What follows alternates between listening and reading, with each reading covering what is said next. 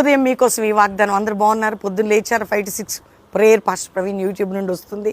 Evening live. దేవుని బిడ్డలుగా మీరందరూ ధైర్యం, బలం, శక్తి పొందుకోవటం ప్రార్థనే వాక్యమే.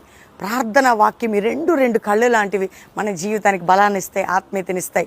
ఏదైనా దిగులతో ఉన్నారా, చింతలో ఉన్నారా, నిందలో ఉన్నారా, బాధలు ఉన్నారా, ఎగ్జామ్ రాసే బిడ్డలారా, దేవుడు మీకు తోడు ఉంటాడు.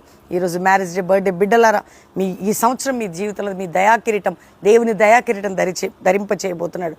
కాబట్టి ఈరోజు దేవుడు మనకిస్తున్న చక్కటి వాగ్దానం యెషయా గ్రంథం 51వ అధ్యాయం 2వ వచనం 2వ మాటలో రాయబడి ఉంటుంది. ఏమని? అబ్రహాం శారాని ఒంటరిగా పిలిచి పెక్కుమంది ఆశీర్వదించి పెక్కుమంది అగినట్లు. ఈరోజు నీ జీవితం ఒంటరి స్థితిలో ఉందా? దేవుడు నిన్ను ఆశీర్వదించి అనేకులు దీవెనకరంగా ఉంచబోతున్నాడు. కాబట్టి ధైర్యంగా ఉండండి. ఈ ప్రార్థన, ఈ వాక్యము నీ కోసం, నీ కుటుంబం కోసం. తండ్రి ప్రతి బిడ్డని ఆత్మీయంగా బలపరిచి, రోగులుంటే స్వస్థపరిచి, పడిపోయిన వారు ఉంటే లేపి, ఏ బంధకంలో ఉన్న తెంచి, వారి అక్కర్లు బాధలు తొలగించి వారిని ఆశీర్వదించమని, నీ సన్నిధి అందరికీ తోడుగా ఉంచమని యేసు నామములో అడుగుచున్నాం తండ్రి, ఆమెన్. దేవుడు మిమ్మల్ని దీవించును గాక. ఈరోజు శంషాబాద్లో అద్భుతమైన ఉజ్జీవ సభ అండి. సిటీ రివైవల్ సభ.